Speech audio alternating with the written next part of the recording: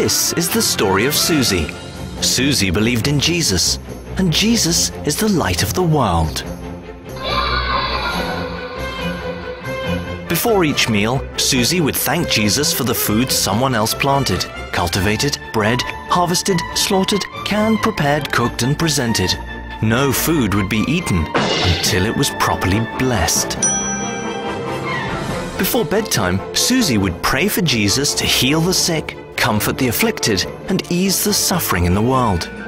Of course, when Suzie awoke, the world's problems were still there. But somehow, it was all part of God's divine plan. When Suzie got sick, she prayed for healing. Then she paid a doctor, took prescription medication, and took weeks to recover naturally. When Suzie was confused, she prayed for answers.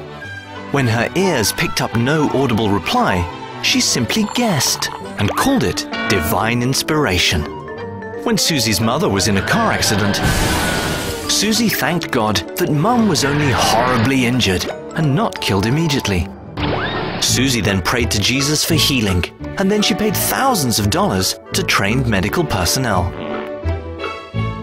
When Suzie's mother died due to complications, Suzie buried her at considerable expense amidst the grieving of loved ones. And Suzie gave thanks that Mum was with the angels. Suzie went to church, thanking Jesus for being so good. When the pastor was suddenly gunned down by a crazed madman during a sermon about divine protection, Suzie was horrified, so she prayed a prayer of thanks. The pastor was in a better place. She also prayed for the widow and children, that they would see that it's all part of God's special plan for their lives.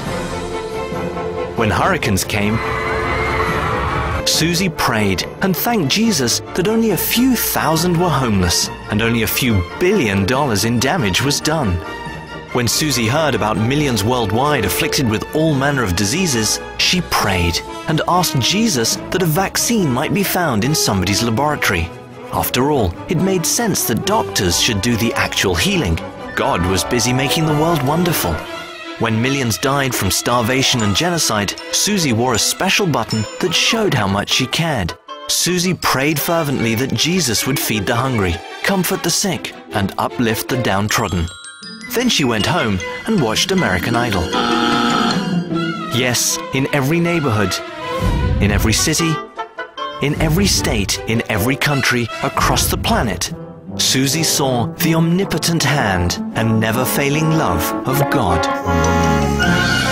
And once again, just before bedtime, Suzie closed her eyes and said her prayers, because she believed in Jesus, and Jesus is the light of the world.